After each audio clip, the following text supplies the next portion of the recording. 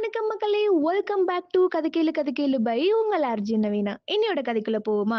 ஒரு பார்பர் ஷாப்ல அந்த பார்பர் அவரோட கஸ்டமர் கிட்ட சொல்றாரு, "இப்ப பாரேன் இந்த உலகத்திலேயே ஒரு முட்டாளான பையன உனக்கு காமிக்கிறேன்னு" சொல்றாரு. அவரோட கஸ்டமருக்கு ஒண்ணுமே புரியல. சரி என்னதான் நடக்குதுன்னு பார்க்குறாரு. வெளியில இருந்து ஒரு குட்டி பையன் வரான். அவர்கிட்ட இந்த பார்பர் 2 கையில ஒரு கையில 2 ₹500 நோட்டும், இன்னொரு கையில ஒரு ₹100 நோட்டையும் காமிக்கிறாரு. "இந்த 2ல உனக்கு எது வேணுமோ எடுத்துக்கோ" அப்படி சொல்லி சொல்றாரு. அந்த சின்ன பையனும் ₹100 நோட்ட மட்டும் எடுத்துட்டு போயிடுறான். உடனே அவர் அந்த கஸ்டமர பார்த்து அவர் சொல்றாரு, "நான் சொன்னேன்ல எவ்வளோ அறிவாளியா இருக்கான் பாரு" அப்படின்னு அவர பார்த்து நக்கல் அடிக்கிறாரு.